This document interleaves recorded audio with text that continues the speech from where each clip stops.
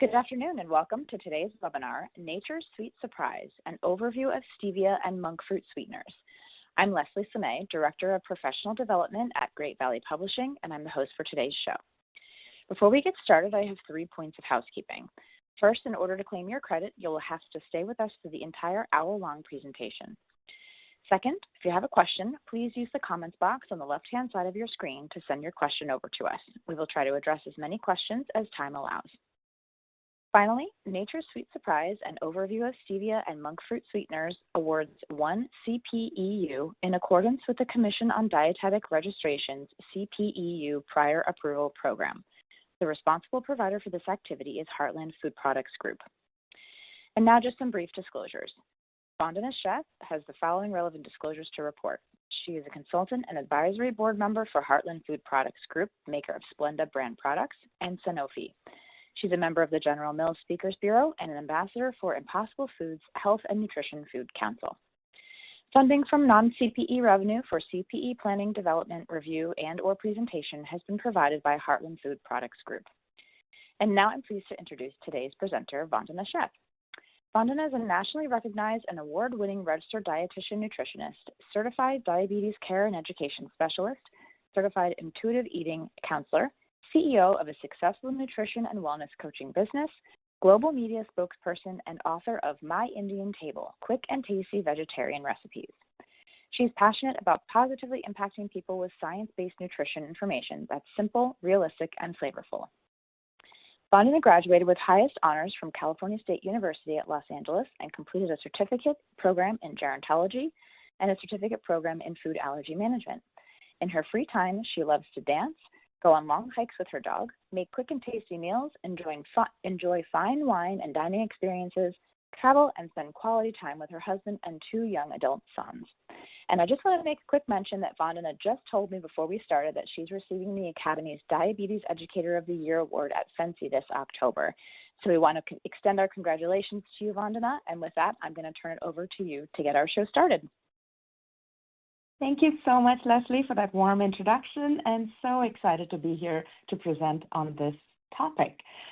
So just reviewing the learning objectives, by the end of today's webinar, you'll walk away with 3 key takeaways that will strengthen your ability to work with low, no-calorie sweeteners like stevia and monk fruit.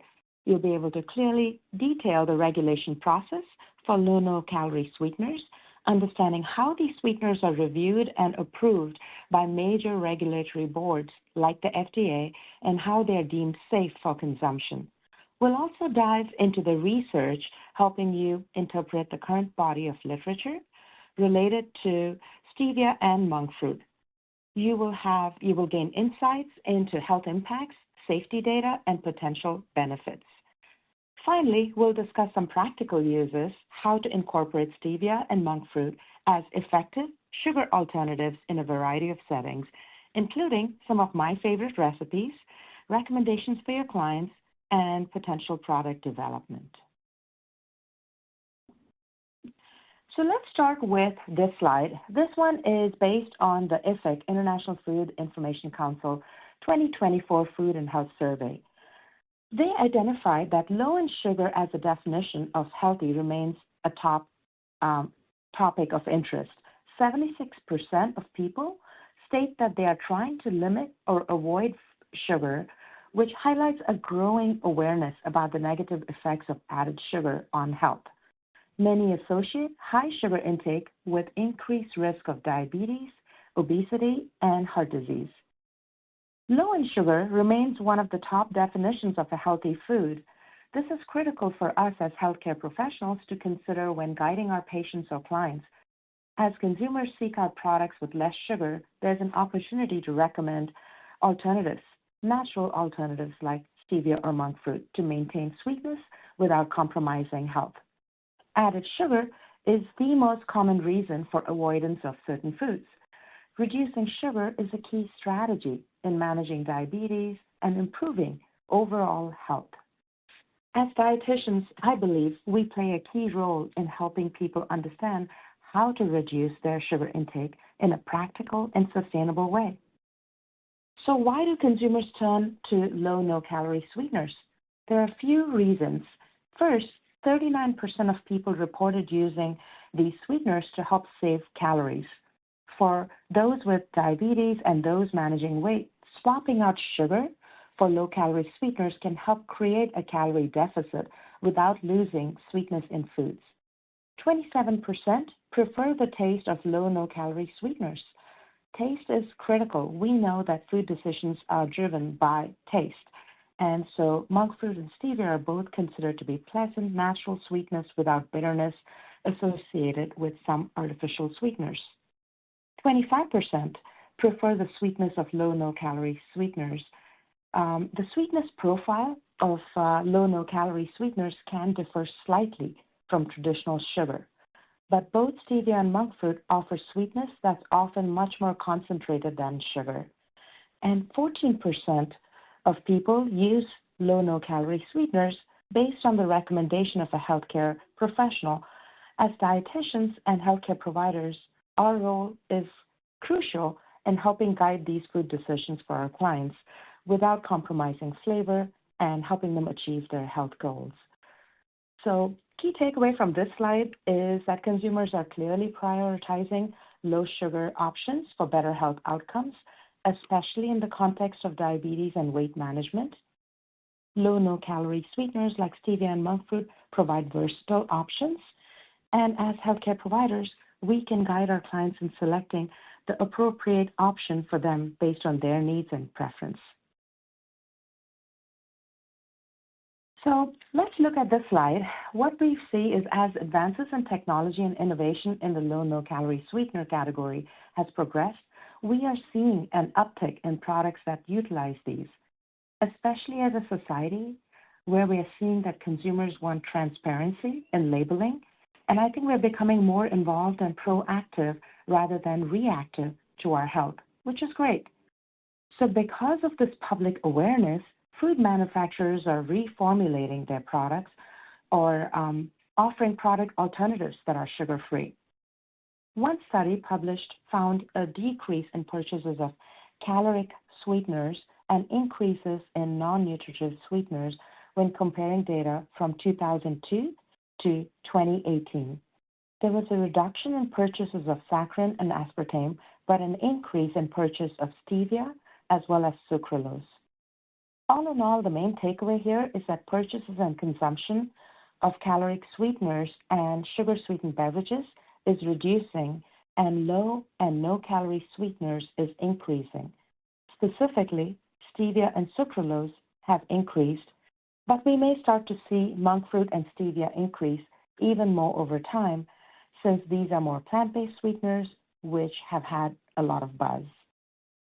As nutrition professionals, low, no-calorie sweeteners are likely going to be a part of a lot of your conversations if they aren't already, since we are seeing this transition from sugar to low, no-calorie sweeteners. Let's dive into the regulation process. For regulation in the United States, the most important things to know are the definitions of a food additive and GRAS, which stands for Generally Recognized as Safe, according to the U.S. FDA. For a food additive, this is any substance the intended use of which results or may reasonably be expected to result directly or indirectly in its becoming a component or otherwise affecting the characteristic of any food. We then have Generally Recognized as Safe, which I'll dive into in a future slide. Overall, there are two paths to be regulated, whether that's through being generally recognized as safe or as a food additive, but they're both rigorous, extensive, and thorough. To put the two together to make more sense, the FDA determines the safety of the ingredient, but a determination that an ingredient is generally recognized as safe can be made by qualified experts outside of the government. So it's truly a review by a third party without bias. Additionally, the FDA will continue to monitor the latest science available on sweeteners, as well as reassess the science about the exposure and safety of a sweetener each time a food additive or a GRAS notice for that sweetener is filed. So it's not really a one-and-done review either. It continues to be updated and studied as time goes on.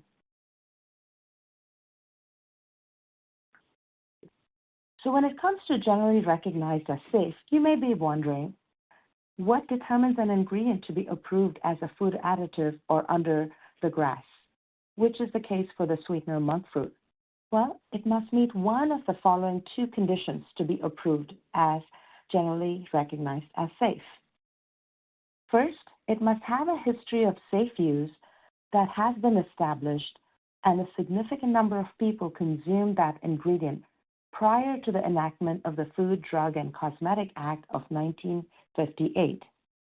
Or scientific data and information about the safety and use of the ingredients are widely known and publicly available in scientific articles, position papers, and the like, with consensus among scientific experts that the ingredient is safe for its intended use. Either pathway requires extensive research and data that proves an ingredient to be safe for its intended use and brings in those experts to make the determination. Both monk fruit and stevia are approved for use in foods and beverages through being generally recognized as safe, whereas other low no-calorie sweeteners like sucralose are approved as a food additive.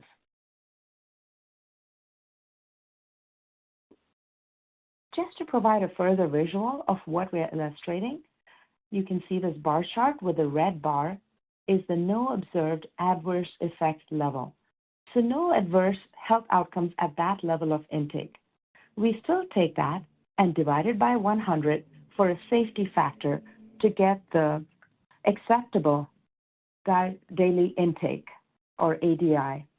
Even though we have an ADI established, the estimated daily intake is reflected based on someone replacing 100% of sugar intake with low no-calorie sweeteners, which is still uncommon to do.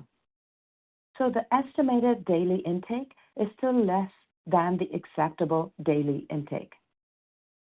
I put some numbers in for an example with sucralose specifically.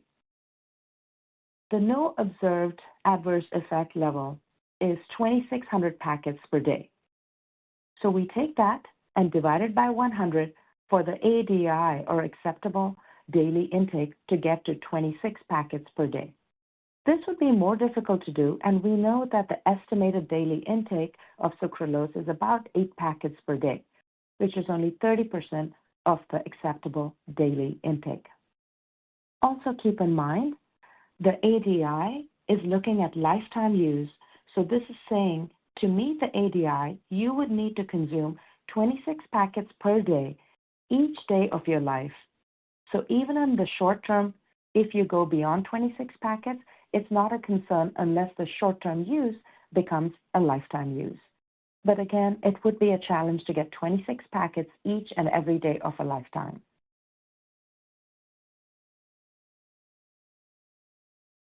And this is exactly what I was explaining in the previous slide. Let's look at monk fruit now. Monk fruit actually does not have an acceptable daily intake level, which means that at really high levels of intake, adverse effects were not established or found, which is why it does not have an ADI.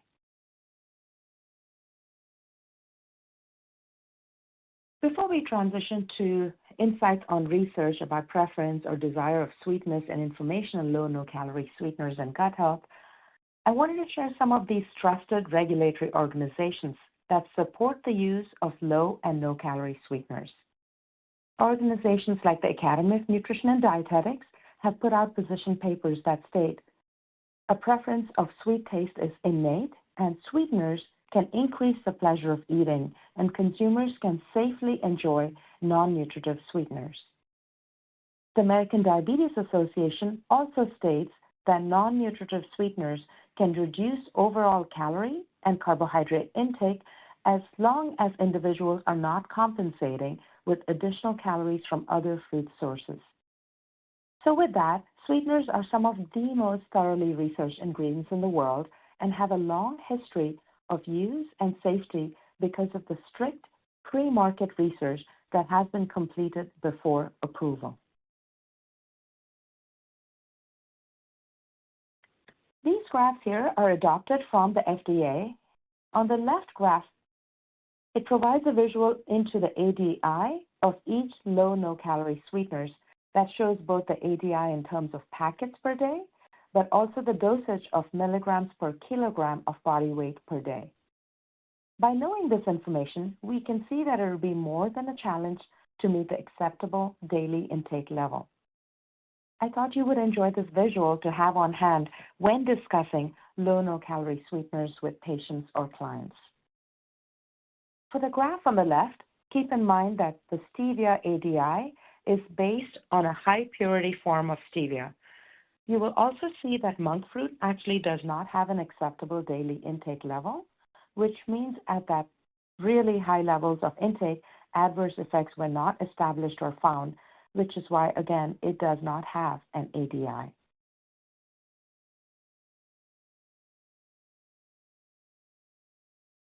And this graph on the left can be helpful when working with patients or clients that have questions on how many packets are considered safe per day.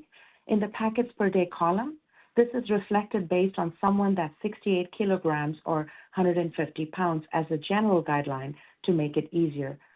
We also have a graph on the right which shows the sweetness intensity compared to regular sugar, which is helpful to show clients and patients when talking about sweeteners if they've never used them before.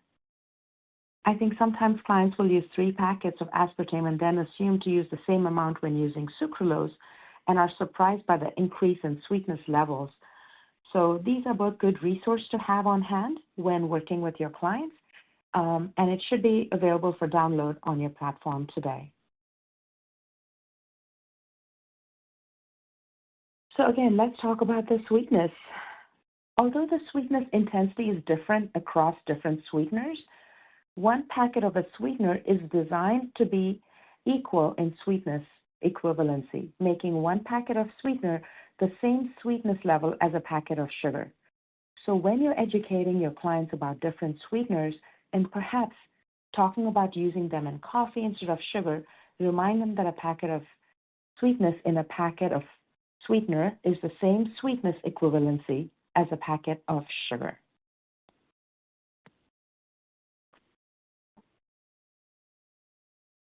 Now let's dive into an overview of Stevia. So Stevia, let's look at the history of Stevia.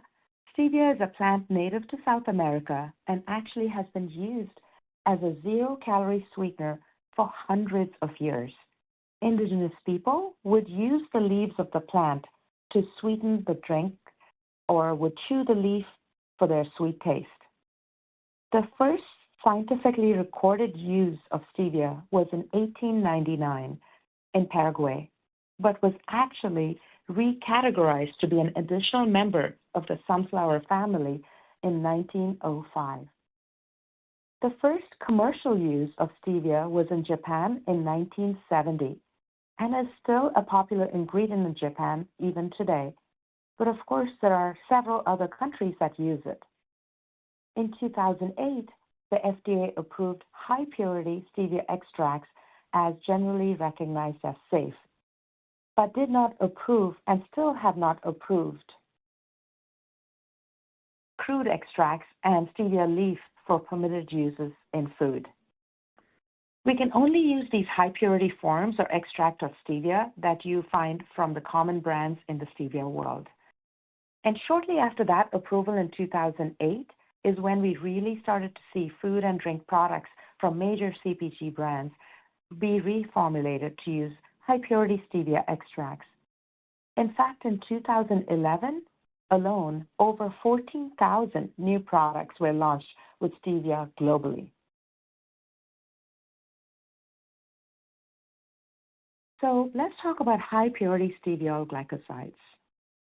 These high-purity Stevia extracts that we see in our foods today can be differentiated, and we can see differences in sweetness by looking at steviol glycosides. Steviol glycosides are the compounds in the Stevia plant leaf that are extracted that give off the sweet taste. And if you ever do come across a stevia plant, take a leaf off and chew it. You can taste the sweetness. But not all stevia glycosides are the same. They have different sweetness intensities. You'll also even note some flavor profile difference. For example, some stevia glycosides you've had or hear your patients talk about may have some bitter aftertaste associated with stevia. But this is likely from a different glycoside compared to a Reb-M that does not have a bitter aftertaste. So when your clients talk about stevia and potentially the bitter taste, have them look at the ingredient section of products to find that specific Reb in your stevia.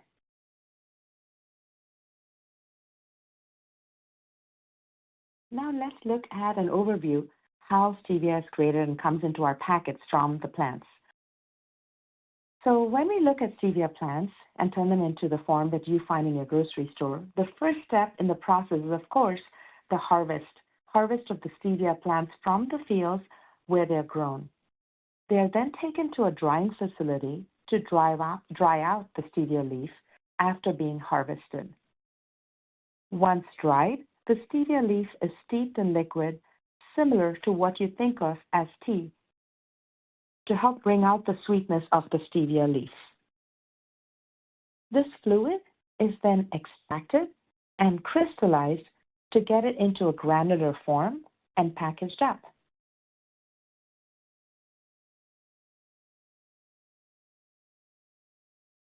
And it's important to refer to conversion charts on packing of stevia products because that can guide you when you're making recipe swaps.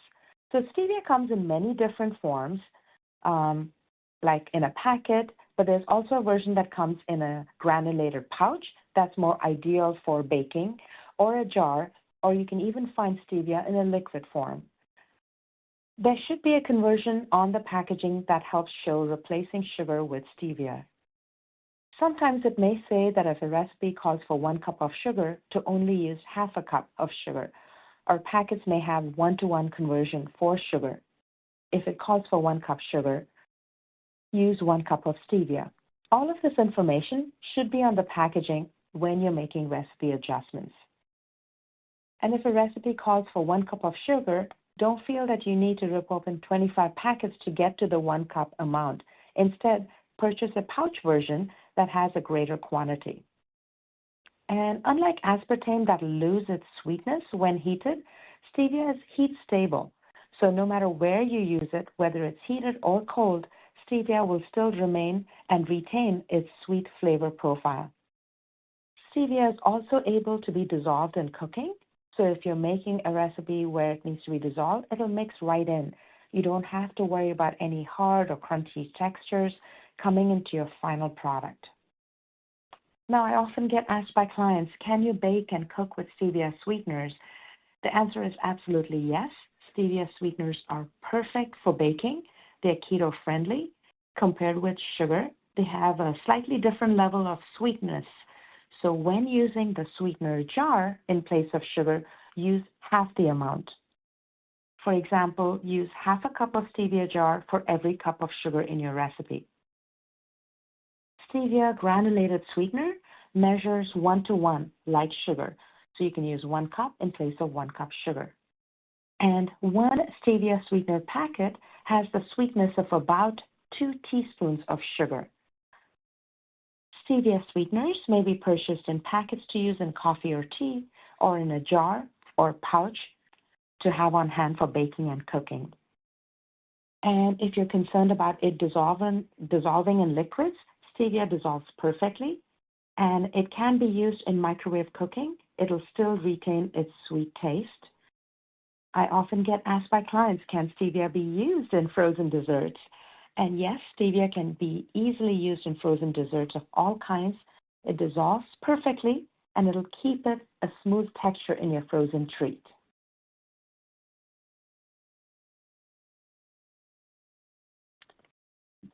Let's go into monk fruit. Let's do a quick overview of monk fruit. So when we look at the history of monk fruit is a subtropical lemon that's actually melon, sorry, that's actually native to South China and has a long, long history of use. In fact, the legend of monk fruit is that Buddhist monks first cultivated the fruit 800 years ago, and despite its historical use, it was given approval for generally recognized as safe only in 2010.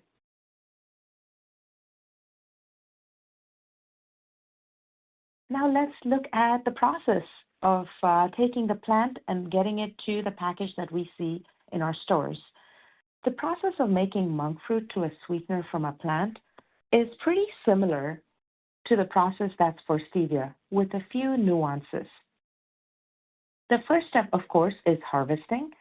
Once harvested, the seeds and skin need to be removed from the monk fruit, and the remaining monk fruit is then crushed and steeped in hot water. This puts the sweetness from the monk fruit into the water, and the sweetness is then filtered and extracted. Once this is done, it's put into a granular or crystallized form that you again will see in the grocery stores that are ready to go for your baked goods, coffee, teas, and more.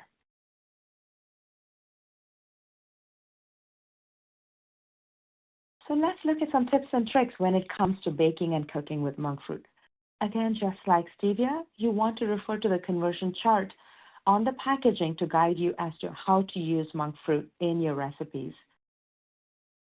Monk fruit sweeteners are perfect for baking, and they're keto-friendly.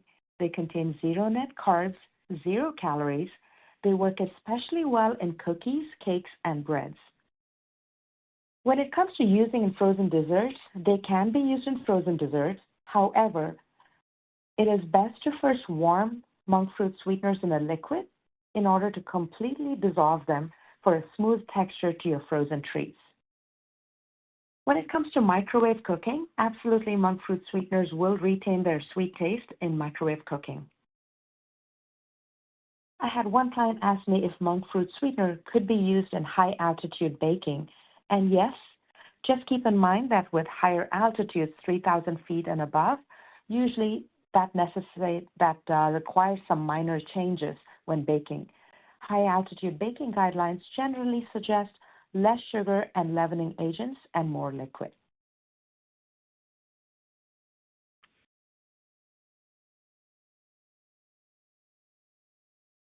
So this is a fun slide to show you the amazing versatility of these products. The use of sweeteners in general is much more multi-use than just replacing sugar in your drinks. There are tons and tons of ways that we can use sweeteners to swap in your patient or client's favorite foods and drinks. This will help improve the quality of their diet, help them manage their blood sugars and weight without giving up on the sweet flavor profile that they like. Next, I'd like to walk you through 4 key recipes that I enjoy personally as well as with my clients. The first 2 recipes feature the sweetener, the monk fruit sweetener. So let's start with this crunchy Asian salad. It's a perfect example of how you can combine vibrant plant-based ingredients into a nutrient-packed, diabetes-friendly meal. It's quick, easy, and loaded with flavor. The nutrient-dense ingredients include purple cabbage, carrots, bell peppers. These are rich in fiber, antioxidants, vitamins. They support immune function and blood sugar regulation. Almonds. These are the healthy fats, protein, fiber. They add a satisfying crunch. And green onions add a boost of antioxidants and flavor to the mix. This salad is packed with high-fiber veggies, healthy fats, and protein from almonds and peanut butter in the dressing. And all of these are key to blood sugar balance. Monk fruit sweetener is used in the dressing. So for the dressing, we use monk fruit, which is a low glycemic sweetener, perfect for maintaining sweetness without spiking blood sugar. And I've used peanut butter and vinegar. This adds a creaminess and tang, balancing the salad's flavor while supporting blood sugar balance. So it's a simple recipe. You toss the veggies together, quickly prepare the dressing, and this salad is versatile. It's perfect for a side dish or a main with some added protein like tofu. You can enjoy it any time of the day You can enjoy it as a snack. You can enjoy it as a meal with the protein to make it complete. It's heart healthy and it's balanced. The next recipe I wanted to feature for you is autumn sheet pan veggies. This is perfect as we're going into fall weather. It's an easy way to enjoy rich flavors of fall with minimal effort, all while keeping it diabetes friendly and packed with nutrients. The key highlights of this recipe include fall favorites like butternut squash and Brussels sprouts. These veggies are fiber rich, loaded with vitamins A and C, vitamins K, great for supporting blood sugar.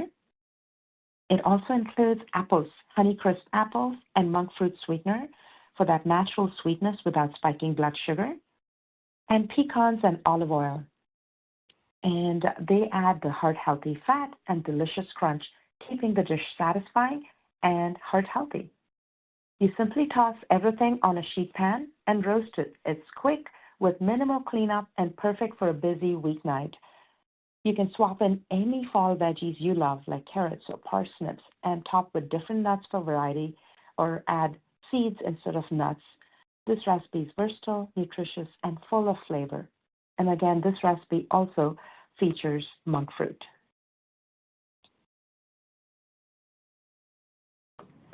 This next two recipes feature stevia. So this is a black bean chili. It's hearty, plant-based meal. It's perfect for those looking for a high-fiber, protein-rich, diabetes-friendly meal. It uses wholesome ingredients with a flavorful blend of spices to keep the dish both satisfying and nutritious. Some key ingredients that you notice here are black beans, which are rich in plant-based protein and fiber. They help stabilize blood sugar levels while keeping you full and energized. Zucchini and bell peppers, these non-starchy veggies, add fiber, antioxidants, and essential vitamins like vitamins A, C, all with minimal carbohydrates, making them, again, ideal for managing blood sugar. Spices, chili powder, cumin, oregano, and chipotle. These spices not only bring heat and flavor, but also have anti-inflammatory properties that support overall health. And finally, stevia is the sweetener. Using stevia keeps the dish diabetes friendly by adding sweetness without spiking blood sugar levels. And being that it's fall, it's football season, this would be a perfect balanced, high fiber, plant-based meal. You can enjoy it as is. You can pair it with a nice salad on the side, and it's versatile. You can swap the beans if you'd like a different combination. You can swap the spices depending on the heat level that you like. Be creative, and stevia is the sweetener again to help keep this recipe a little bit of the sweet note. Finally, this is an all-time favorite with many of my clients. This recipe is a no-bake protein ball recipe. It's quick and easy. It's a perfect snack that's packed with protein, fiber, and healthy fats, making them perfect for anyone looking for a quick boost of energy and to maintain your blood sugar balance throughout the day. The high protein aspect of it comes from the peanut butter. I've used vanilla protein powder and stevia sweetener for the sweetness. It's fiber packed because it includes chia seeds and flax seeds. Both are rich in fiber. They're also an excellent source of plant-based omega-3 fats, which support heart health, digestive health, and help maintain blood sugar levels. And oats, they're an excellent source of fiber. Oats help with digestion and keep our energy levels stable throughout the day. This recipe requires no baking, can be made in just a few minutes. It's perfect for if you are into meal prepping, and perfect for a grab-and-go snack for busy days. The protein balls can be stored in the refrigerator for up to a week, making them convenient for daily snacking. In terms of customizing and making it versatile, you can easily swap out ingredients, like using almond butter or sun butter instead of peanut butter. You could also add in other mix-ins like dried fruit or different types of seeds to suit your taste and nutritional needs. They're also a great option for kids or anyone with a sweet tooth that's looking to cut back on added sugars. Now I'd like to dive into two case studies. The first client I'd like to talk to you about is a 55-year-old female. She was diagnosed with type 2 diabetes.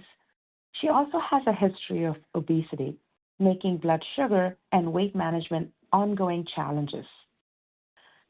This client had a strong preference for sweet foods and beverages, which made it difficult for her to stick to a low-sugar diet. Despite her best efforts, she often found herself overindulging in sugary foods, leading to spikes in her blood sugar levels and difficulty with her weight management goals. So as part of the intervention, when she came into our office, we discussed, and she decided she was open to trying monk fruit and stevia as sugar substitutes in her daily diet. I worked with her to identify specific recipes and food options where these sweeteners could replace sugar without compromising on taste. We focused on small, sustainable changes like using monk fruit in her morning coffee and stevia in her homemade desserts. And I'm thrilled to share these outcomes.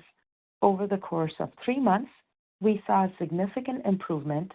Her blood sugar levels became more stable, and this was confirmed by her A1C results. She also experienced a weight loss of 10 pounds, which she contributed to better overall health. And perhaps most importantly, she reported feeling satisfied with her meals and beverages, stating that she no longer felt deprived of sweetness. This led to her being able to enjoy foods as part of her plan and an overall improved quality of life. The reason I'm sharing this case study is to highlight the practical benefits of incorporating sweeteners like monk fruit and stevia into a client's diet. It demonstrates that these sweeteners can be an effective tool in managing blood sugar and weight while still allowing our clients to enjoy the sweetness that they crave.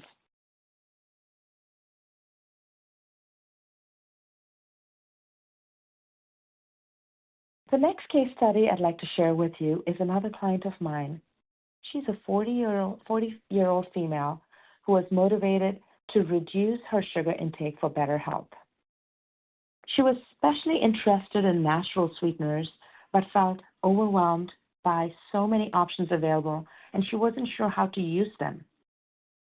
Again, in spite of her strong desire to cut back on refined sugars, she was unsure how to incorporate stevia and monk fruit into her daily routine. She found the idea of replacing sugar daunting, especially when it came to cooking and baking, which made her hesitant to make this switch.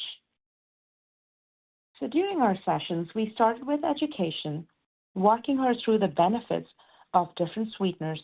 We focused on stevia and monk fruit because she was interested in more of the natural sweeteners and how they could easily be used in place of sugar without compromising on taste. We began with small, manageable changes like swapping out her sugar with stevia in the morning coffee, using monk fruit in recipes for baked goods that she already enjoyed. I provided her with specific product recommendations and recipe ideas to make the transition smoother. And our outcomes. Over time, my client reduced her overall intake by 40%, which she felt was a significant achievement. She reported feeling more confident in using these natural sweeteners and found that this energy level was more consistent throughout the day, that her energy level was more consistent throughout the day. She also noticed improvements in her weight management, which further motivated her to continue using stevia and monk fruit in more aspects of her diet. And this case study, again, emphasizes the importance of education and practical support that you can offer when helping your clients transition to natural sweeteners like stevia and monk fruit. By providing clear guidance to the array of options, by starting with simple substitutions, this client was able to make meaningful changes that positively impacted her health and confidence.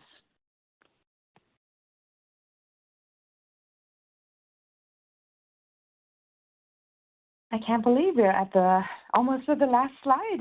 So what are some key takeaways from today's presentation? What do I hope to wrap up with? So when it comes to natural low-calorie sweeteners, as you counsel clients on managing weight or reducing sugar intake, stevia and monk fruit offer excellent alternatives. They are natural, they're alternatives for clients, especially looking for those plant-based sweeteners. Their plant origins make them more appealing for clients seeking more natural options in their diet. When it comes to blood sugar impact, stevia and monk fruit are particularly beneficial for individuals with diabetes. Clinical evidence supports that these sweeteners do not cause spikes in blood glucose or insulin, making them safe and effective options to recommend. When it comes to taste and use, it's important to prepare clients for the potential taste difference. Some may notice an aftertaste, especially with stevia, and have them look at the actual ingredients to identify which Reb they have in that product. That's going to affect the aftertaste. Reb M is going to have no bitter aftertaste. Suggest they start with small amounts and experiment in various recipes to find what works best for them. Both can be incorporated into beverages, baking, and so much more, as you saw with the recipes I shared with you. When it comes to regulatory and safety, the FDA recognizes both stevia and monk fruit as safe, but encourage them to choose products that are as pure as possible to avoid unwanted additives. When it comes to diabetes management, stevia and monk fruit stand out as key tools for blood sugar management. They allow our clients to enjoy sweetness without the glycemic impact, making them ideal for maintaining stable blood sugar levels. As calorie-free sweetness for clients focused on weight management, these sweeteners provide an effective zero-calorie alternative to sugar. They can help reduce overall calorie intake without sacrificing the sweetness that many clients crave. They are versatile. These sweeteners are incredibly versatile in their applications, whether clients are looking to sweeten their morning coffee, bake desserts, or even prepare savory dishes, like the black bean chili or the crunchy Asian salad. Stevia and monk fruit can be seamlessly incorporated, providing flexibility in dietary planning. When it comes to client education, it's important that you as healthcare professionals guide clients in choosing the right products. Many commercially available stevia and monk fruit products contain fillers or hidden sugars. Encourage them to read labels carefully and opt for the purest forms available to maximize the health benefits. Low-no-calorie sweeteners are developed for their unique properties and benefits. And it's clear that choices are, in abundance, from functional food additives to plant-based wonders and other innovative options. Our role as nutritional professionals, as dietitians, is to understand and guide our clients through these choices, helping them make informed decisions for their health. And with that, I pass this on to Leslie. I want to thank you for your attention, and I'm open to questions. Excellent. Thank you so much, Vandana. That was wonderful. Let's jump into some questions. Can you comment on the effects of stevia and or monk fruit on the gut microbiome? That has come up several times in a couple different ways throughout your session today. Yes.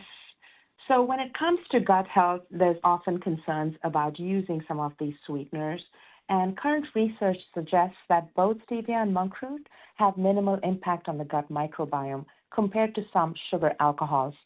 However, further research is ongoing to fully understand the long-term effects of gut health. Excellent. Okay. Let's see. Jane was asking, do stevia and monk fruit used in combination have a synergistic effect on sweetness level? That's a great question, Jane. I would assume they do, but they do have different flavor profiles. So it would be a matter of trial and error as far as how you use them in recipes. But I would assume they both have sweetness at just different levels, and they work differently in recipes. So sure, I can assume that you could use both of them and see what combination works. Great. Okay, since you mentioned the taste profile, some people have experienced a bitter taste or an aftertaste when using stevia. Are there specific Reb extracts that tend to lend to the bitter taste for some people, or is it really more of an individual experience when it comes to that bitter taste?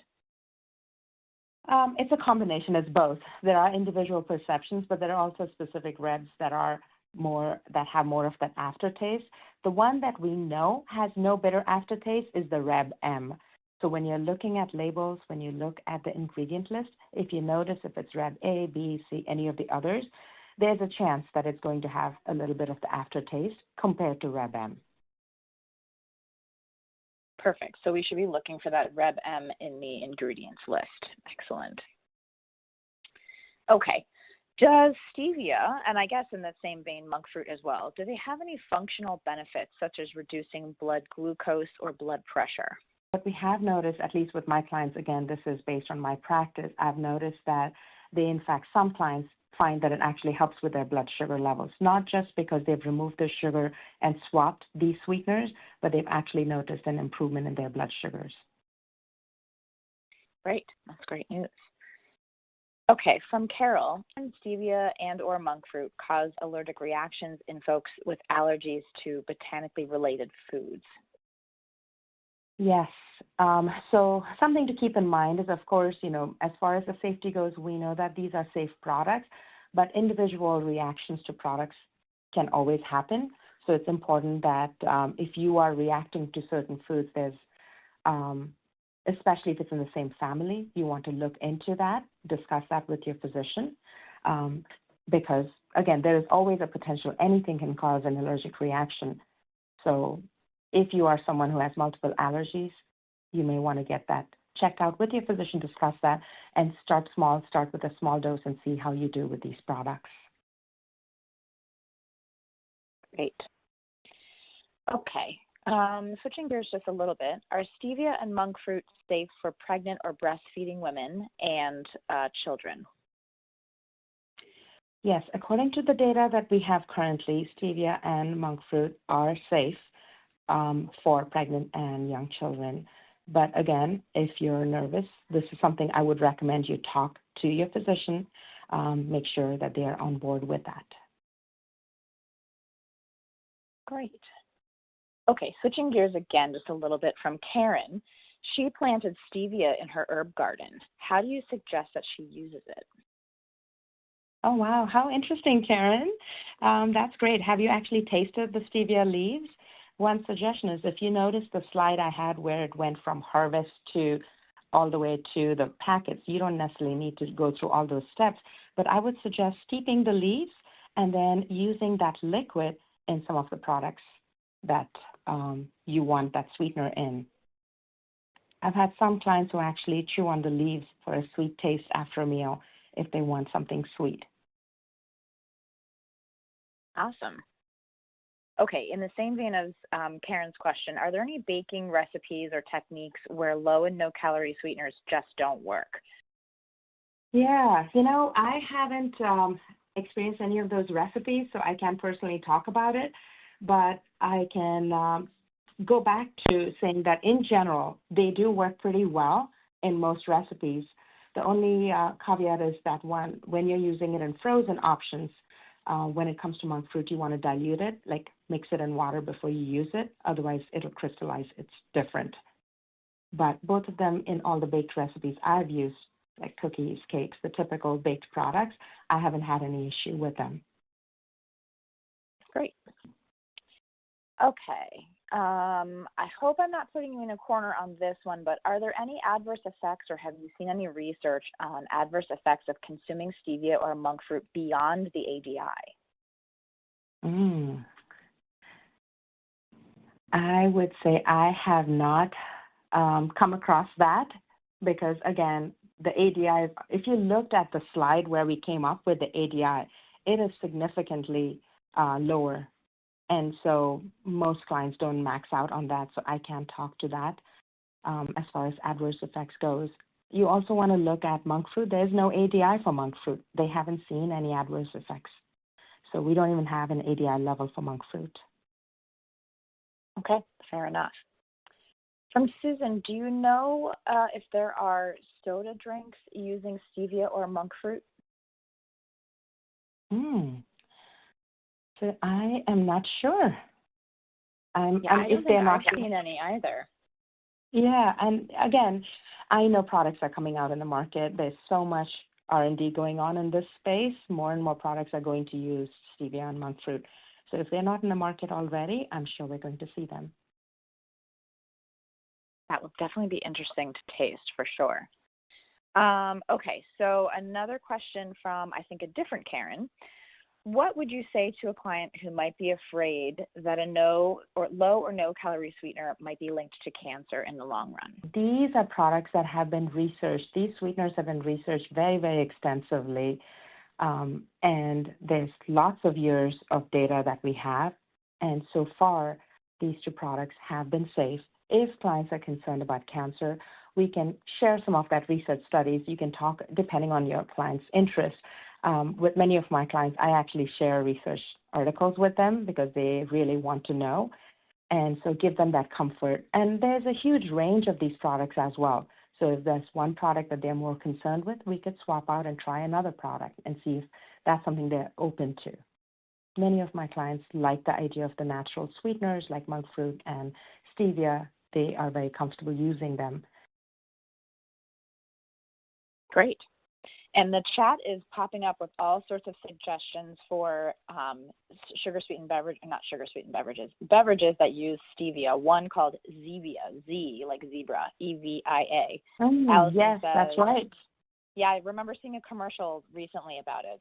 Zevia is a brand of soda that's stevia sweetened, and it's delicious. And she said they sell it. Most grocery stores will carry Zevia. So thank you, everybody, for that that information.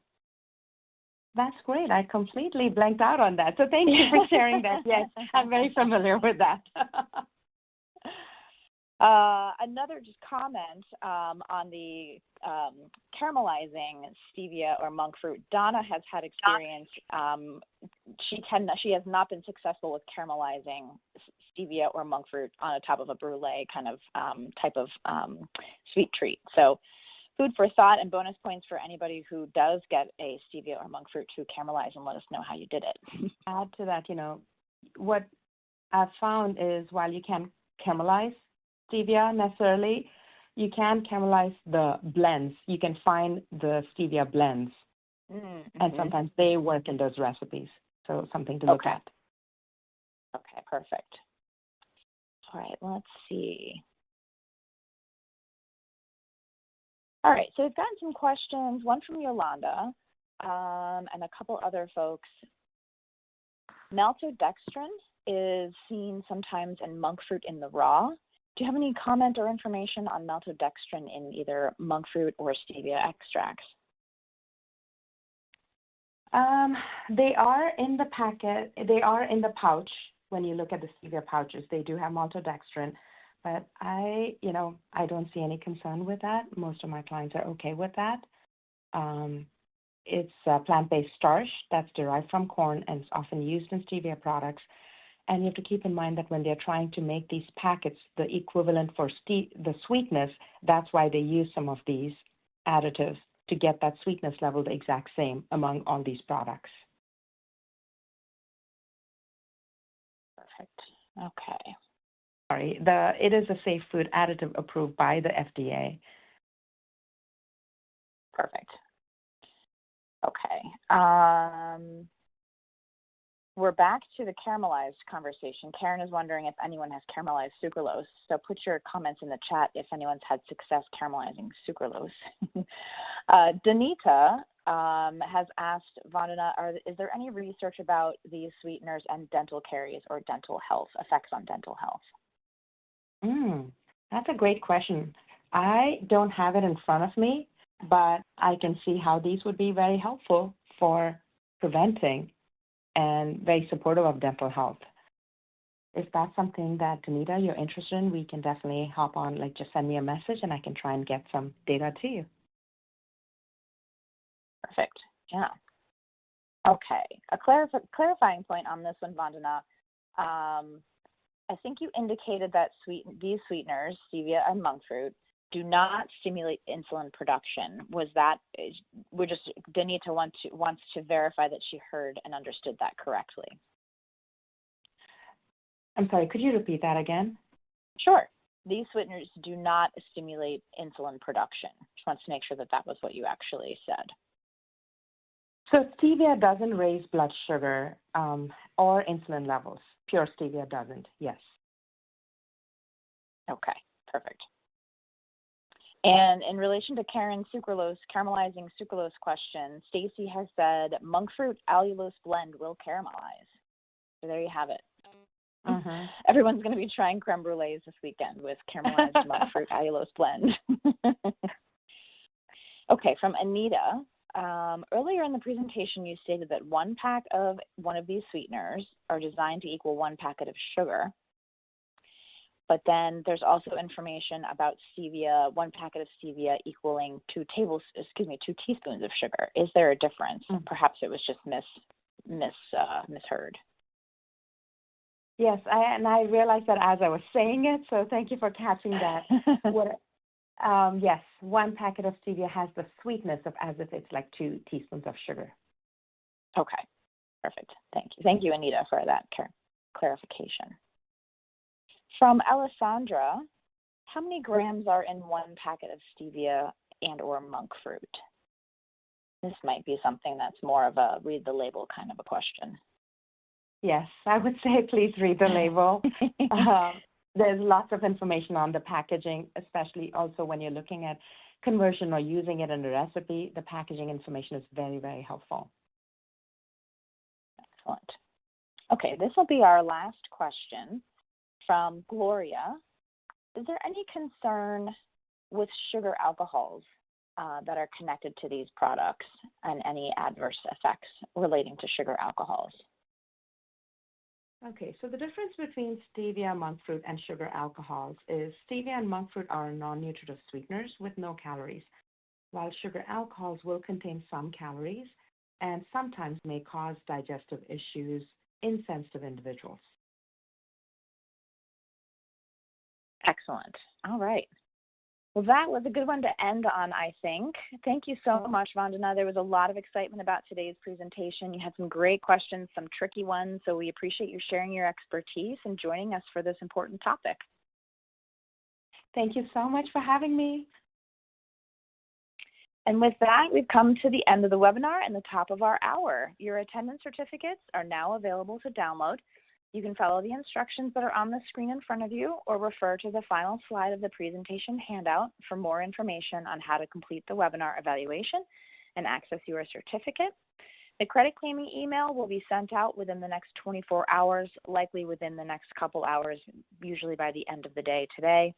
The presentation handouts were emailed to you earlier today. If you didn't receive them or you missed that email, there are links that will be included in the credit claiming email where you can grab those presentation handouts once again, and a few of you have asked if Vandana's delicious recipes were included in there, and they are. You will have access to the PowerPoint slides exactly as you see them here today, so she's got all of those delicious recipes in there for you to try. I think I'm going to try the chili this weekend for football Sunday. So thanks again, everyone, for joining us. Have a great rest of your day and a great rest of your week. Take care.